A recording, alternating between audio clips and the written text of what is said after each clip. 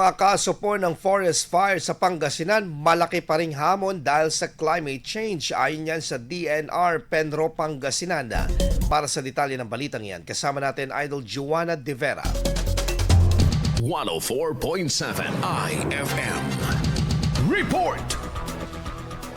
Nananatiling malaking hamon ang mga kaso ng forest fire o pagkasunog ng mga kabundukan sa Pangasinan, lalo na sa nararanasang epekto ng climate change ngayong papasok ang summer season. Ayon sa Department of Environment and Natural Resources, Penro Pangasinan. Ayon kay Nerissa Evasco, Development Management Officer 2, pinaiigting ng tanggapan ng kanilang mga hakbang tulad ng forest monitoring, information campaign laban sa mga iligal na aktibidad at pagkikipagtulungan sa mga barangay, local government units at Bureau of Fire Protection. Lahat naman po ng activities ng DNR ay well coordinated po sa ating mga local na pamahalaan. No?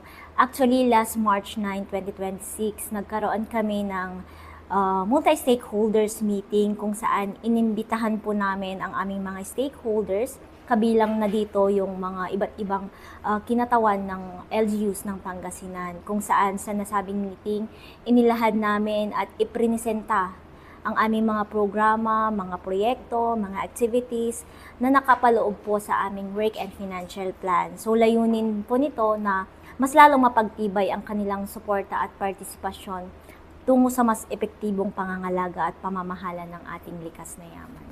Kabilang din sa kanilang kasalukuyang isinasagawa ang pagtatanim ng mga puno sa iba't ibang bahagi ng lalawigan bilang bahagi ng pangangalaga sa kalikasan. Malinaw naman po na yung pangangalaga ng ating kalikasan ay hindi lamang responsibilidad ng DNR. So malaki ang papel dito na ginagampanan ng ating local government units at syempre yung barangay LGUs po natin.